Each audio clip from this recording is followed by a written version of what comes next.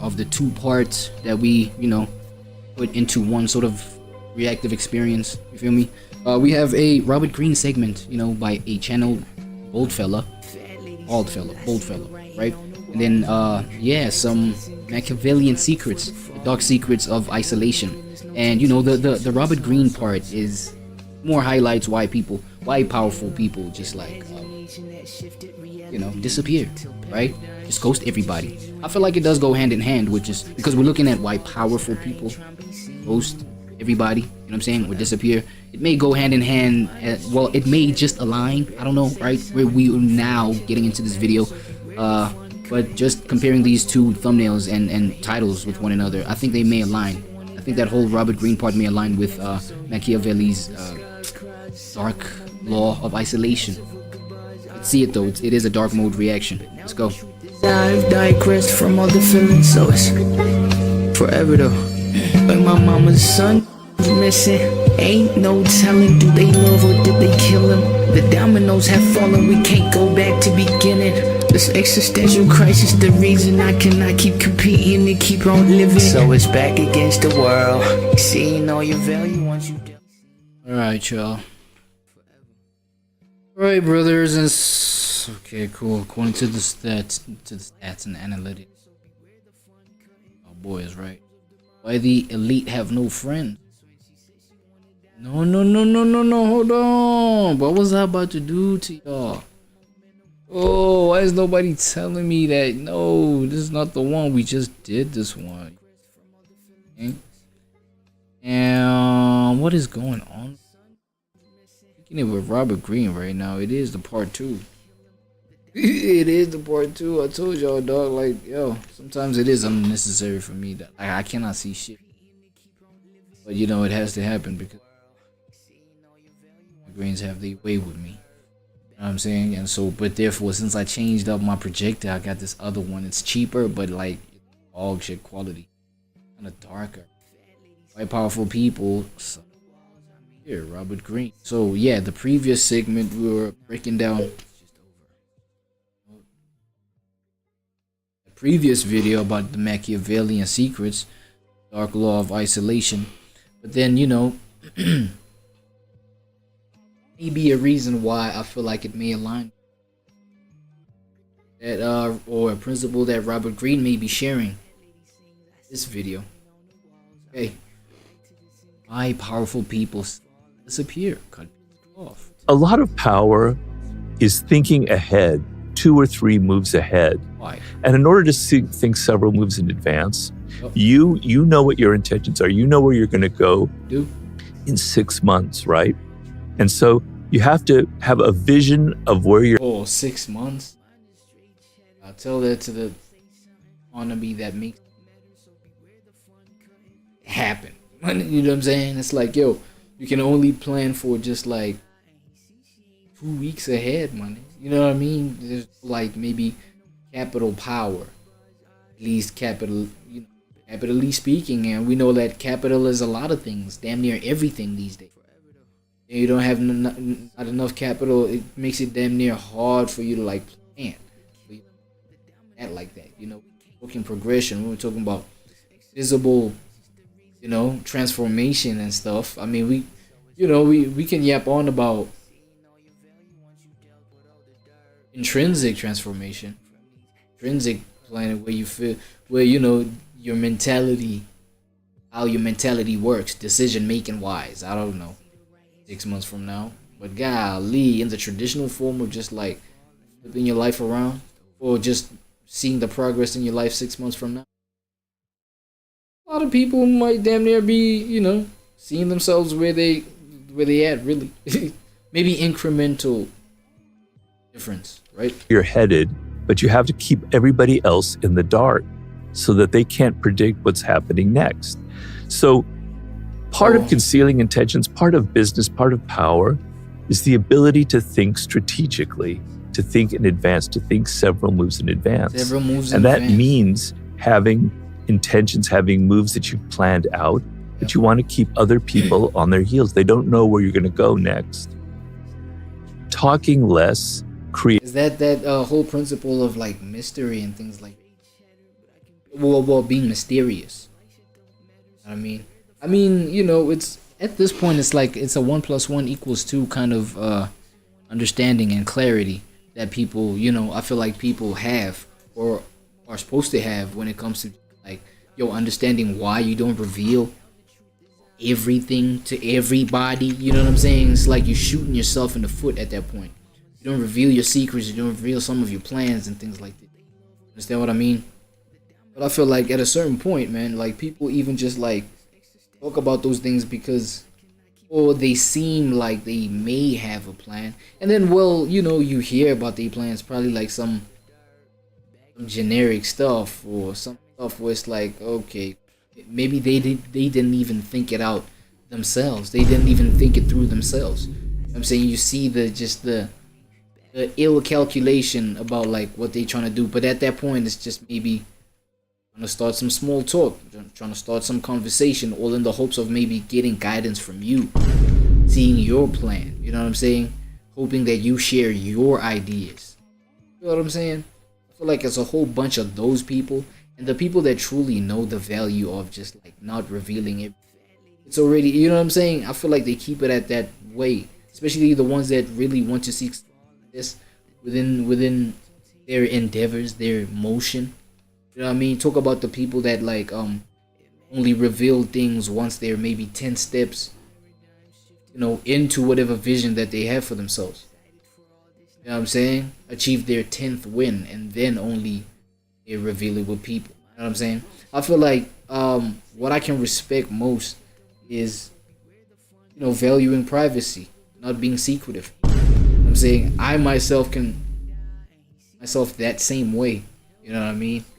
Private person, secretive. Like I do share with the people that are closest to me, that I feel like, you know, deserve the value of what I do know. You know what I mean? You'll eventually know it. You're closest to me. You understand what I mean? So therefore, I feel like this is just a phenomenon that yeah, no, it just takes care of itself. Ask me, right?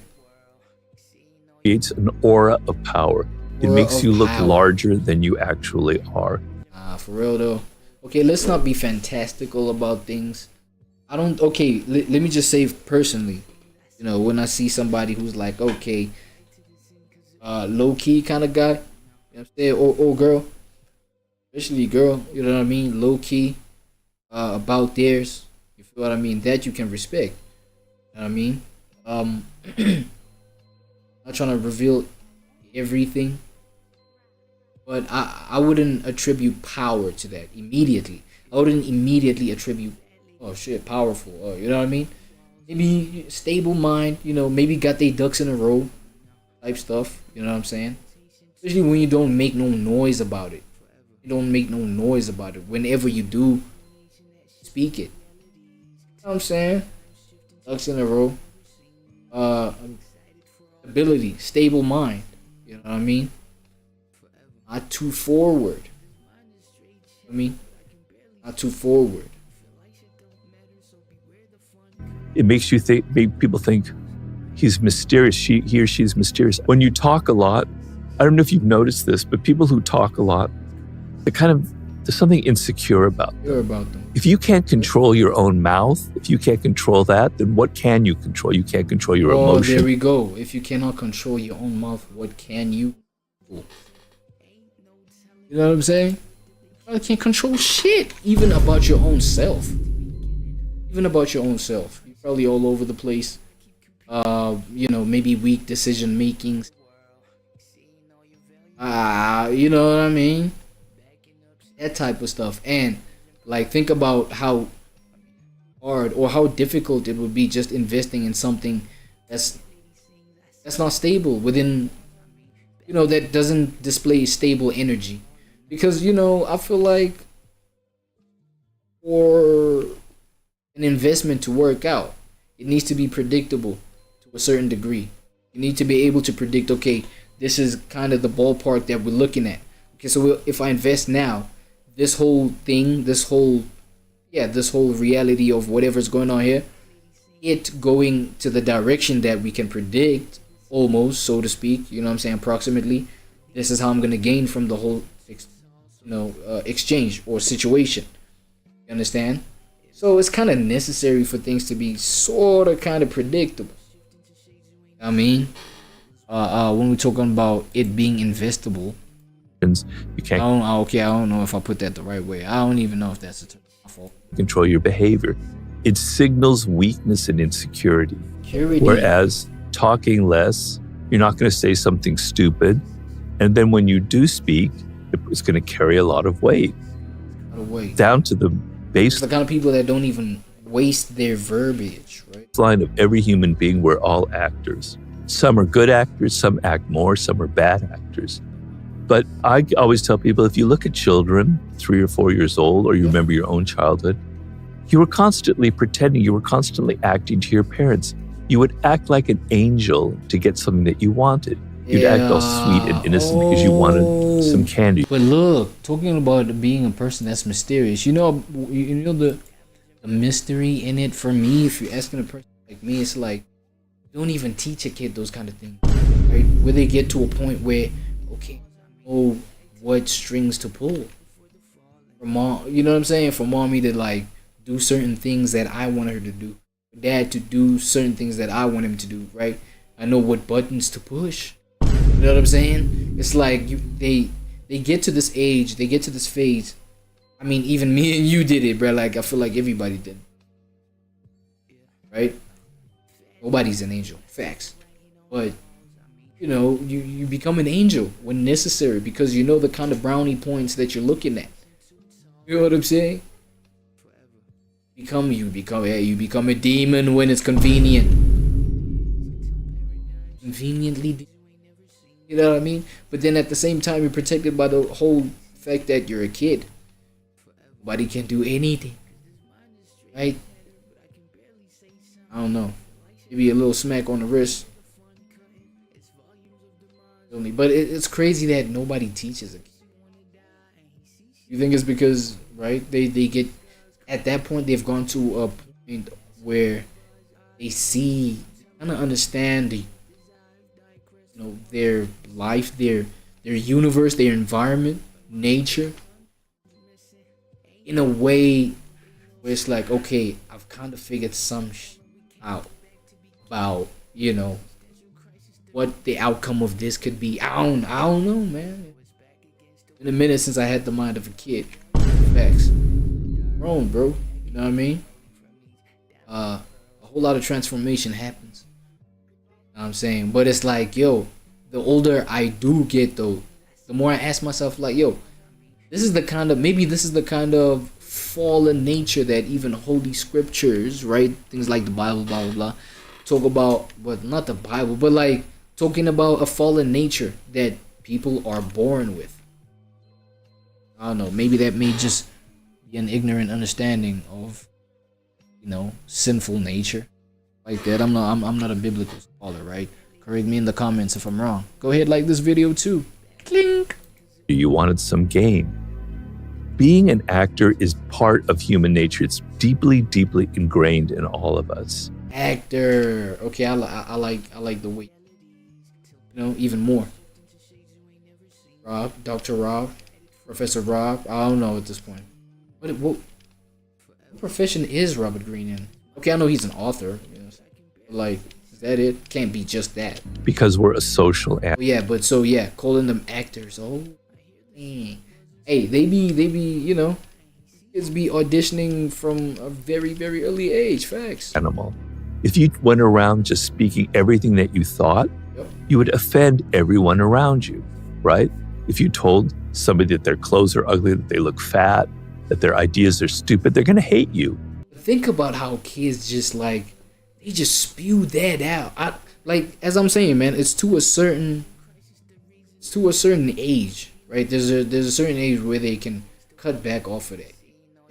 They then now can use it as a weapon. Feel me? Them being nasty with somebody else, them being like disrespectful. Like there's an age where it's like, oh, it's cute. Look, kick them in the foot. I don't know. You know what I'm saying? There's an age when that's cute. It's like, you know, this little guy, you know, we got ourselves a bully. A little bully. A little adorable bully. Wait, is that natural? Do people actually do that? But you know what I mean? But then at a certain age, it's like, I feel like the kid themselves understand that, yo, don't do this. Well, obviously that may also be reflective of, you know, necessary parenting.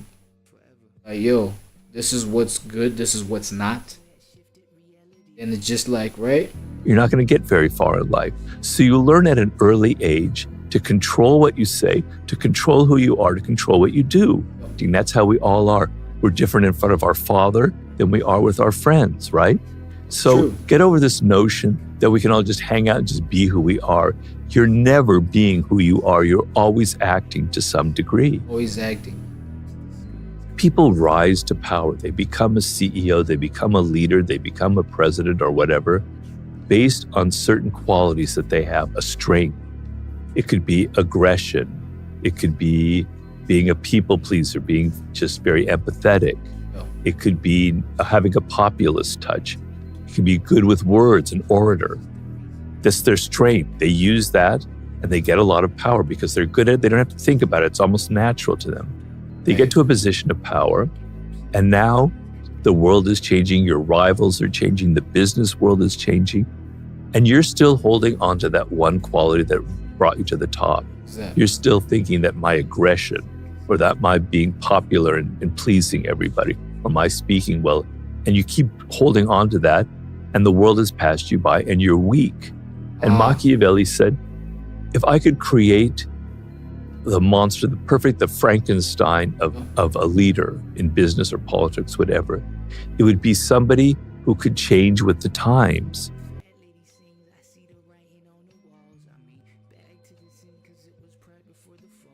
Who they rose to power based on a strength. They see that it's not quite the right quality, and they adapt and they move with the time. Oh, and I'm not gonna lie though, you know what I'm saying? The demand for being an individual that, you know what I'm saying, can tap into adaptation and adapting with the times.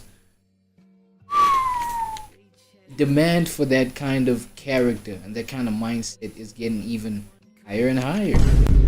Let's be real, you know what I'm saying? In a world where things are changing so fast, you know what I'm saying? A whole lot of new technologies, they pull up to, you know, help supplement current technologies, help, you know, close new gaps.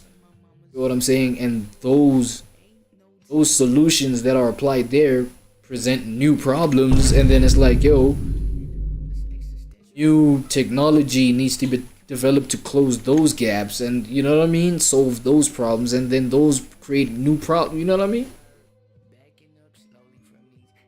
At a time, like 2026, man, things have accelerated like, you know, devilish rate, dog.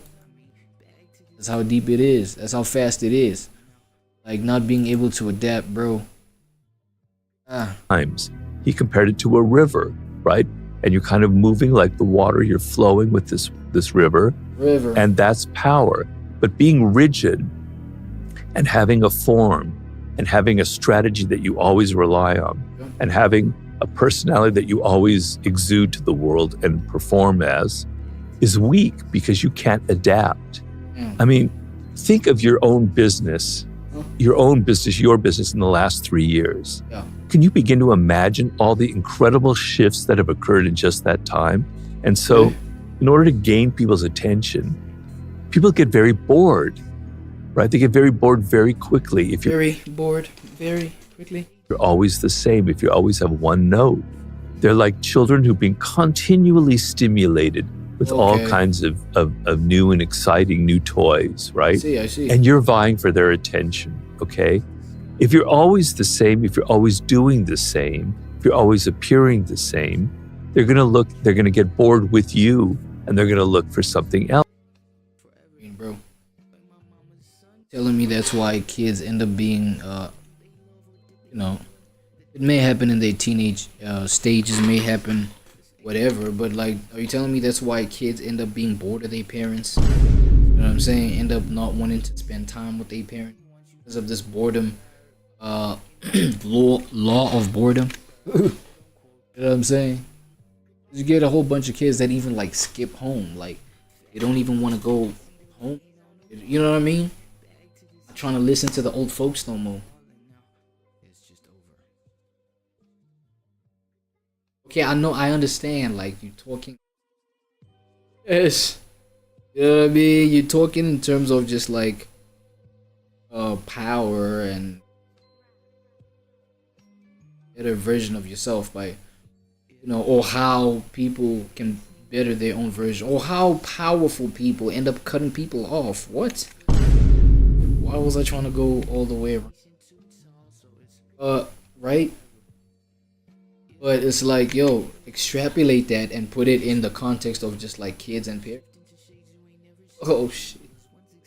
Oh, since we're talking powerful people, that's when kids think they can gain their own power over their parents. By rebelling against this boring system of your laws and your rules up under this roof. My mind is just all over the place. Body. All over the place. Else. Pop up Twitch again. So you have to be mysterious. You have to withdraw. If you withdraw and you're not always vying for their attention, you disappear for a month. You don't post anything. Or you post something that's maybe a little bit enigmatic where they're not quite sure what you mean. Suddenly they're going to pay attention to you. Michael Jackson was very good about that. Part of it was his personality, but he would withdraw. Yeah. People don't understand Michael Jackson. And you know, for people like artists, we gotta understand it's good for how people receive their art. You know what I mean? It keeps the suspense going. This is very, you know, that's why, you know, okay, extrapolate the whole artist reality, then put it up under that whole, you know, mysteriousness of everything. How they saw the need to stay away from the crowd. Times. You know what I'm saying? Was a real kind of power person. With the whole artist, and especially the musician, they had a way of keeping them relevant. Yo, provided these guys is like, yo, super talented, like hyper talented.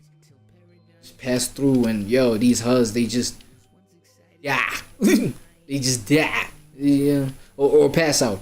Yeah, it's pass out. Because when you dead, you can't come back. Yo, but Michael Jackson, possible that, you know, probably like just fell over and never came back to life. Maybe, you know, he might have had one of those. I don't know. He really is interested in the game of power. In fact, I've said this before in other podcasts. He had the 48 Laws of Power. And when he died, they auctioned his copy of the book. And it had all of these notes in it. He had annotated it completely with his own notes. So he was very interested. But before the book came out, he understood the game of power. And he understood sometimes you have to withdraw. Sometimes you have to be one of those movie stars like Greta Garbo who disappears for 6 months, a year, or 2 years. People start thinking, what's he up to next? When's his next album going to be out? What's it going to be about? They start doing the whole conspiracy theories around like, yo, what he meant like in his previous album and things like that. You know what I'm saying? Like, yo, he might have really that previous guy. You know, I don't know. Like, yo, he might have really done this. That time, like, you probably, yo, in your homestead, I don't know. Probably living bummy, eating cereal morning, afternoon, night.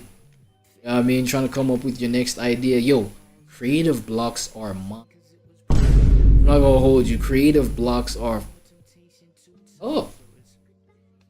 right? They may have you, you know, maybe even going through some little deep depression, you feel what I mean? And then, yo, that's when, you know, speaking again to that whole hyper talented kind of aspect of you, you know, version of you that can flip that sort of thing creatively, flip that sort of like down, low, deep, dark depression, sort of shadow version of you, and just like make it reflect in sort of beautifully artistic ways through how you can, like, you know, present the music. You know what I'm saying? Pretty interesting. I just my fault. Even Beyonce plays the game like that. Beyonce plays the game like that. Huh? Yo, y'all remember Frank Ocean? Y'all remember Frank Ocean, buddy? So the people, these are artists. I ain't gonna lie, Frank Ocean is one artist that like took that whole notion, right? Took that whole reality, took it to a whole nother extreme, bruh. Whole mystery game. So it's a little easier, but the game is to sometimes withdraw from that attention cycle. Yeah, facts though. We're always having to be something Okay. for other people. Let's take a step back and let them start wondering what happened to you. Disappear for a while. You have to know the game of absence and presence. Sometimes you have to be absent and sometimes you have to be present. Napoleon Bonaparte said, if I show up at the theater every evening as a spectator, the audience sees me, they start taking me for granted. Yo, look. Like I know I'm yapping so hard like in the segment. Yo, forgive me. Y'all gonna have to forgive me, man, by going next door or something. Go try next door entertainment type stuff. You know what I'm saying? Today I'm just like extra yappy. Now look, I feel like, yo, am I off, right? If I would take this whole principle of sometimes, you know, being present in the crowd, you know what I'm saying? Sometimes growing your presence from the crowd. Things like that, right? There's this cycle of I think it's the Sisyphus boulder. You know, this whole idea or like philosophy or something like this man who was just like pushing a boulder up a hill whole time, right? And then push it up, put all that effort, put all that, you know, blood, sweat, tears into it, like work so hard, only for it to like slide down a little bit, yo, grab it back again, like just keep pushing it. So like working hard, right? I know this has nothing to do with this, like, yo, withdrawal presence and have access to your. But listen to this, you know, putting hard work only for you to get to the top. You rest for the thing to roll down again. You know what I'm saying? So it's that whole push and pull. You know what I mean? It's the push and pull factor. I'm not trying to like say, yo, these are the same thing. But the whole push and pull factor, it gives an idea that this is actually a law of the universe. Yo, yeah, I'm sorry. This is my like fake deep sort of yap, man. I'm gonna have to put up with it today. I'm sorry. I told you I'm just like in the mood for the yaps. Got out my brain today. You feel me? But yo, probably the universal idea or universal law to a point where even this may show us that kind of thing. And it naturally has to happen for the whole sustenance of this energy to keep going. This whole for you to experience the utopia. Ooh, utopia. Oh, word for the day. The utopian feeling of rest. You have to grind and put that work in. And so the cycle has to repeat. You rest. Well, the boulder rolls down again. You got to go put that work back in. Saying you got to come up with that next album. Come up with that next You feel what I'm saying? Come up with that next idea as an artist. You know what I mean? And then you come back out to the public. You receive your glory. You rest in your glory. I like that, right? You rest in your glory. And you gotta like retreat back in your corner. Go put that work back in. Come on, man. Am I not cooking or am I not cooking? Cool, let me stop cooking. Oh shit, let me stop cooking. But if I show up a month later, we go, oh, there's Napoleon. Wow. Then I show up the next week. Oh, he's coming off. And then I show up 6 months. They don't know when I'm going to show up next. So they're always having to think about him. So that's sort of the game a little bit, knowing how to, this dynamic between absence and presence. So there are times when you need to apologize, and the apology has to be sincere, and it has to be not the usual thing where I don't know what came over me, that's not who I am, that just happened once. No, you acknowledge that you made a mistake, right? That you did something wrong, and you show genuine contrition. And then, facts. You know, a lot of people who were canceled 6 years ago, that's when they were contacting me, or 8 years ago. Yeah. And I said, you know, show that you're contrition, understand why people reacted against you, give it a little bit of time, and then come back with more or less the same image, but, you know, understanding there are kind of guardrails here. You know, you have to understand that the person above you has an ego and has probably... Oh, hold on. Before we get into the person above you, bro, pause. A quick word from the sponsors. We gotta take care of that, right?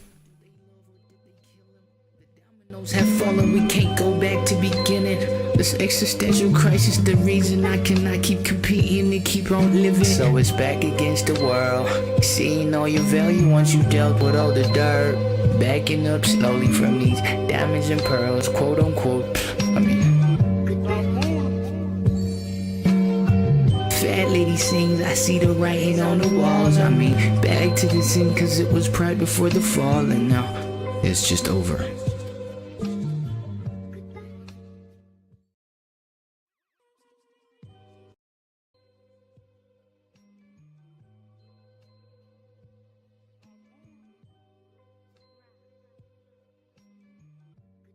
All right. Yo, I don't think, yo, the positioning of my camera is just like so janky.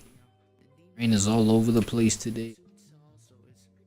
Anything, bruh, like, it's just weird today. Like, what's going on, y'all? Yo, what's going on, y'all? Y'all mad at me or some shit? Tell me if I'm off, bro. Like, please, just let me put it in the comments, please, right now. Any other thing is wrong, just put it in there right now so I know not to repeat mistakes and shit like that. Powerful people suddenly disappear.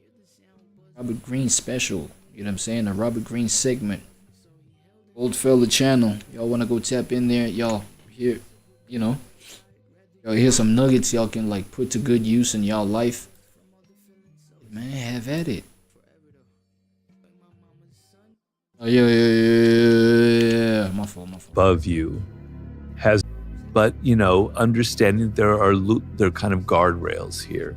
You know, you have to understand that the person above you has an ego and has probably a bigger ego than you do, obviously, because they're powerful. But with an ego comes insecurities, okay? So you must be aware that the person above... You know what imagery people that are above me give, right? Superiors or whatever, especially when they trying to like do...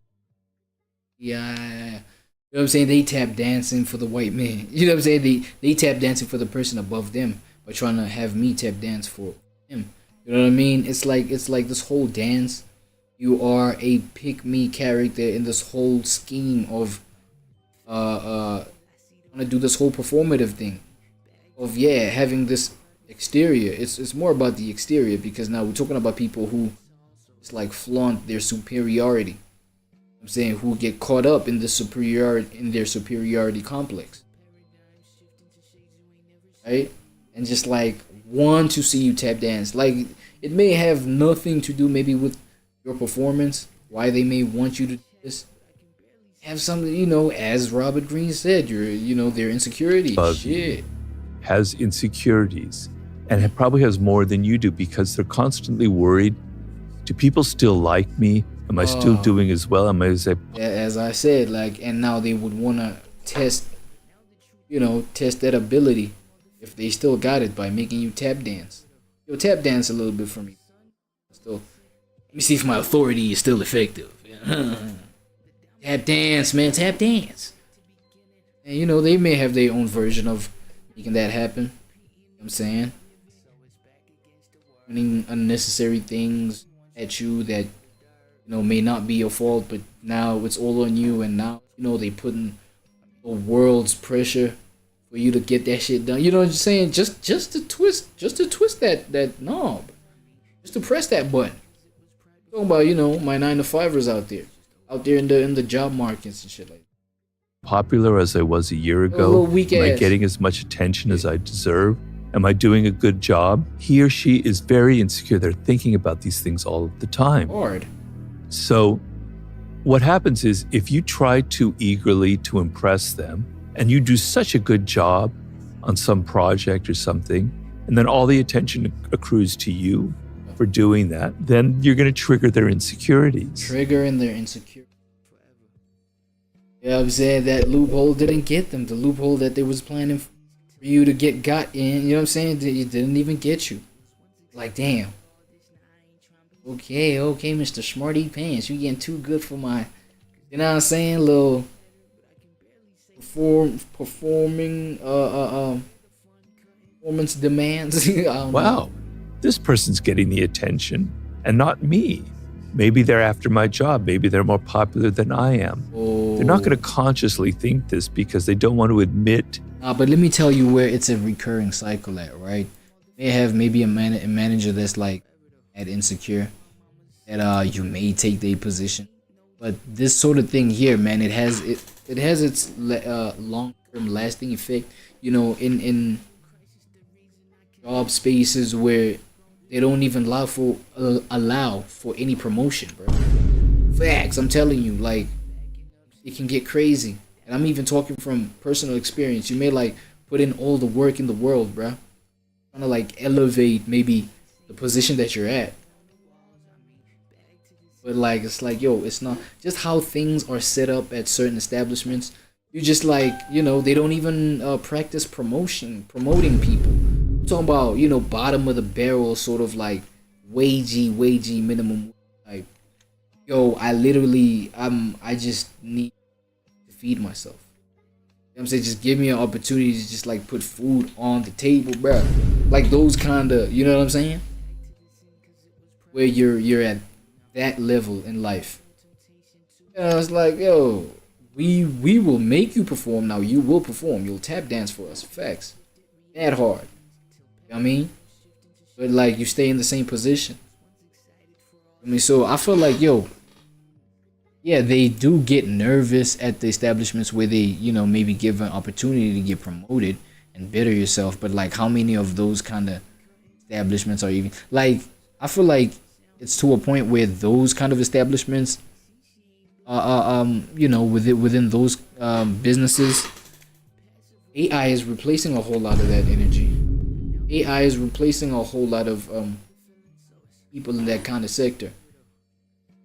You know, where more of the people that remain are the people that have to tap dance in the same spot, gaining nothing from their tap dancing, from their best performances and shit. That they're insecure, but unconsciously they're worried about you. They're thinking things that maybe you're a threat, Yeah. right? And slowly they're going to build up kind of resentment towards you. And what will happen is you'll probably be fired or you'll be demoted. Seriously? So if you work hard on a project for somebody else from somebody higher up in your group and you do a great job, you need to tone it down a little bit. Don't take so much credit. Let them bask a little bit in the glory. Let them have the attention.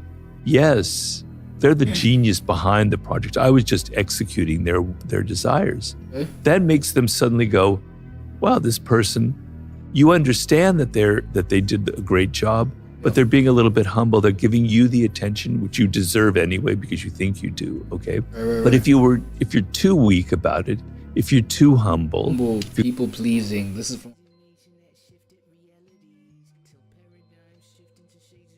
It's literally from my people pleasers out there. Like, that's how you come off, bro. Like, you know, the ones that come off as, you know, you may see it as, nah, I'm just being like extra humble. You know? And there is benefits and gifts in being that kind of person. But I mean, being the humble, you may be used to it in the ways that you're used to it. But I mean, but other people just like opportunity to just like trample over somebody. I'm sorry, like you're too come off as too much of a people pleaser. I want to use that, you know? Yeah, I need that kind of. I need that. Give me that.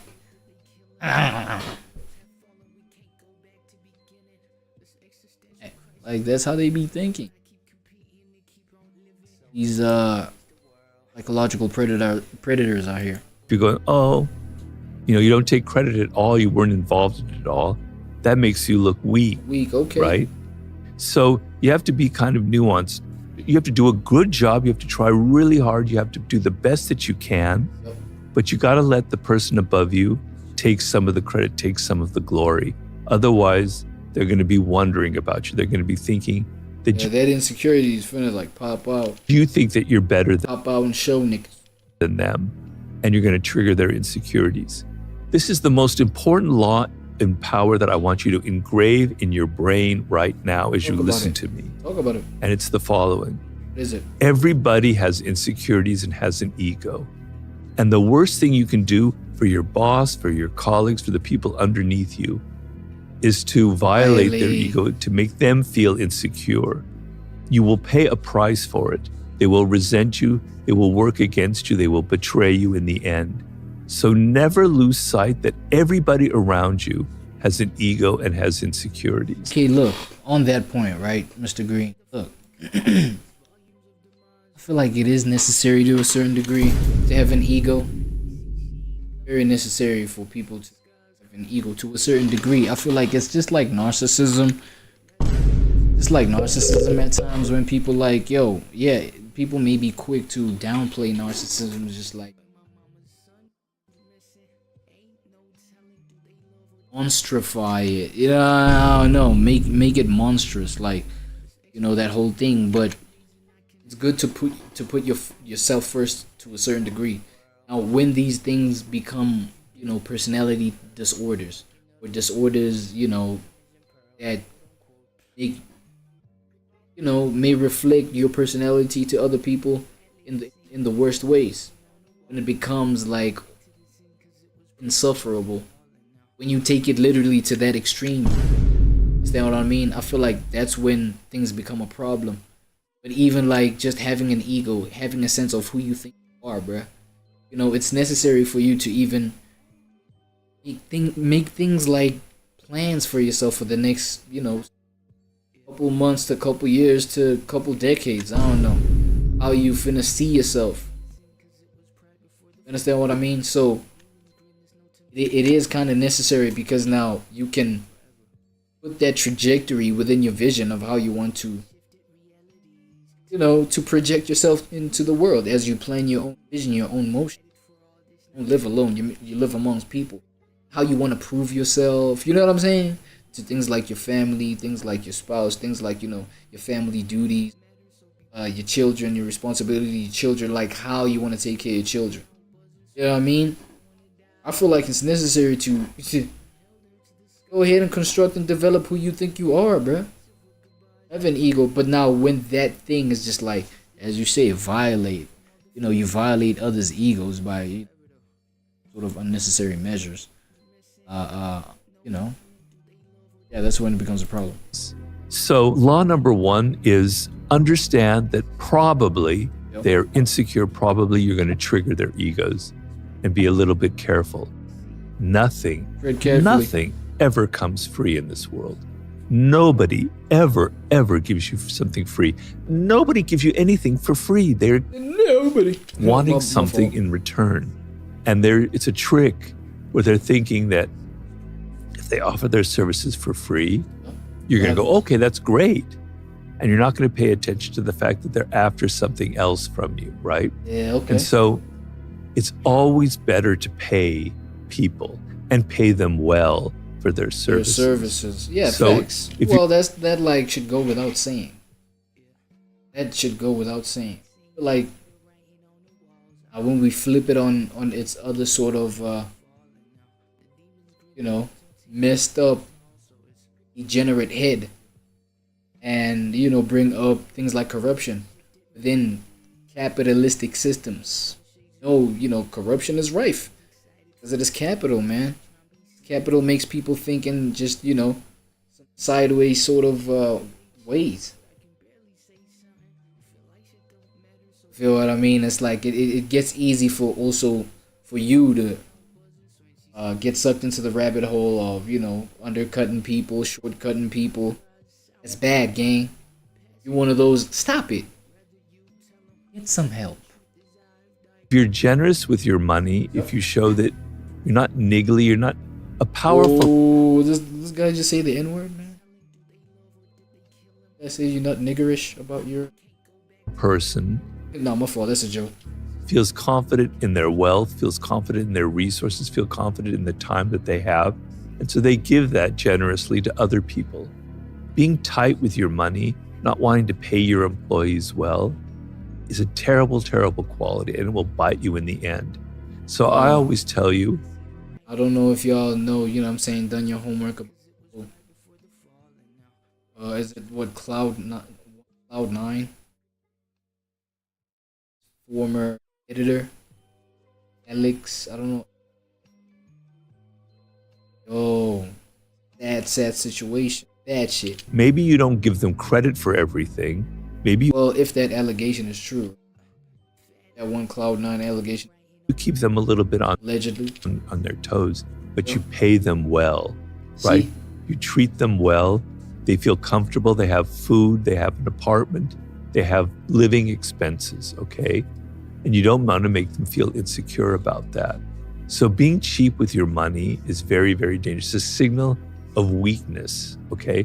But on the other hand, when people are offering their services, they come to you saying, I want it for free, I say, forget about it. Nah, at that point, it's like, come on, bro. Come on, gang. You looking at me right now, you see me like, what are you talking about? Like, at that point, you just under my business. You're undermining my you know, form of what keeps me alive. And would I play about my lifeline? Oh, at that point you're disrespectful, gang. I don't know, man. Keep it moving, cuz. Keep it moving. That there's a Free? ploy there. They're I'm talking about, you know, if I've set things in place to make it known that my services are not free, right? I mean, you have to start somewhere. At some point, right? You start somewhere. Hey, look, you may have to kick that. You may have to kick that word for free. You know what I'm saying? On some freelance vibes. Free 99. Let's go. Let's do it. Let's grow. Let's do it. Then you start somewhere. Then now, once we get established, situated, certified, watch out. after something. Watch out. But if somebody comes to you and says, Robert, I really want to work for you. I think I could be a really great researcher. Yeah. And this is what I'm worth. And then you see that they have some experience and you try them out and you pay them. That's going to be a good relationship moving forward. See, The single most important skill to master is to be more focused outwardly. So a problem that you have is you're always inside yourself. You're always thinking about your needs, your emotions, your problems, things that have happened to you. Do people like me? Am I getting enough attention? That's a deadly, deadly attitude to have in business or in any venture in life. will people like me? Like me. Okay, it may be deadly. Maybe when we're talking about like end game and, you know what I'm saying, the final way we're trying to like just portray us, like just, I don't know, portray the business, but like just being a likable person, it does do some good for your business. Yo, like you don't completely want to be likable. And another thing I wanted to point out is it depends on the industry that you're in. I mean, if we talking entertainment, talking just like your music, your brand, like, you know, we talking your family friendly, you gotta be likable. When we talking maybe developing a competitive brand within that kind of space, likability is a big part of your operation, no? On the world, on the trends, on what other people are thinking, you have to become a master observer of the social game. Right. Being able to read other people's psychology, being able to read and understand the trends that are going on in the world, where the world is going in 5 years. So get outside of all your emotions and your feelings and, oh, I'm not getting this. I don't know if y'all know Russ's book, Russ the Rapper, Get Out of Your Own Way. Such a victim. Oh, I don't know why that just reminded me of that right there. People don't like W. and be laser focused on other people, what they need, what they're thinking, what they're feeling. That's like a killer skill that you need to develop.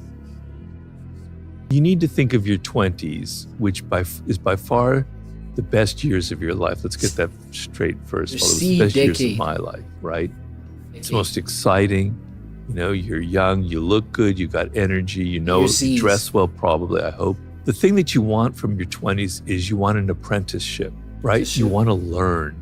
You want learning skills. You want to learn skills, Skills solid development. skills, so that by the time you turn 30, What happens? which is the critical turning point in your life, I said the 20s are your most fun. The 30s are the key part of your life, which is What my happens? key part, the late What 30s. happens? When you're 30, you want to go, I had fun, I had adventures, I traveled, I dated, I did everything I wanted, but I also learned things. I learned A, B, and C skills. You don't have to learn just one. I'm not gonna lie, bro. Damn. Yeah, I see that whole logic, right? I see that whole this was your 30s. And shout out to the fact that he clarified that, it was in his 20s. His 30s, yo. So not everybody's environment is the same, man. You know what I'm saying? Not everybody's history is the same. Yo. I think I spent from early, my entire 20s, bro, trying to make something happen.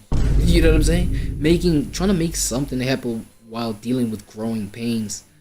You feel what I'm saying? That shit is. Talking about having fun, and I get the fact that a whole lot of people do have fun in their 20s, but I feel like, how the mental works. People is mad different from one another. Okay, cool. This is obvious. We know that, right? But then other people might take life in a way where whatever cards they were dealt, they little to no room for fun. So yes, neighbors had fun. You know what I'm saying? Like here and there, little pockets of just blowing off your steam. Hopping off edge a little bit, hopping on the edge a little. How do they say it? Hopping onto the edge, going off the edge a little. I don't know. You know what I'm saying? But kicking back, just making your life feel good. They're all those pockets. You know what I mean? But I wouldn't say, they happen to a point where, my 20s were generally just fun. Dog. Even, let's consider where neighbors is from in the world, third, fourth, fifth, seventh world countries type. It's difficult to make anything fun, dog. 2026 moving forward, unless you do have that mindset of adaptation, getting yourself at that level where you can have that fun. If you got that kind of mind, it's like, finding those kind of pockets where shit was fun. I'm definitely finna make my 30s fun for sure. Nah, but then at the same time, the skills application, we're now applying some things. Now we establishing what we trying to build for real and sustain for real. You know what I'm saying? From all the skills that we didn't learn in our 20s. I feel like that's more of the lesson for me. But y'all. One skill. You can learn 3 skills, 3 things that you master, that you spent 7 years going into deeply. But if you wasted your 20s, if you just had fun, if you just did whatever you wanted to, by the time you hit 30, nothing will stick together, nothing will cohere. Stick. You've been stretched too thin. But if you're linear, laser focused, I'm just going to go to Goldman Sachs, I'm going to get a job, I'm going to get paid $150,000 a year. You're not spreading yourself out. You're not learning enough skills. You're not developing yourself inwardly. Learning a skill is a skill, but learning is a skill. And in order to learn, you have to be able to put up with boredom, frustration, and tedium.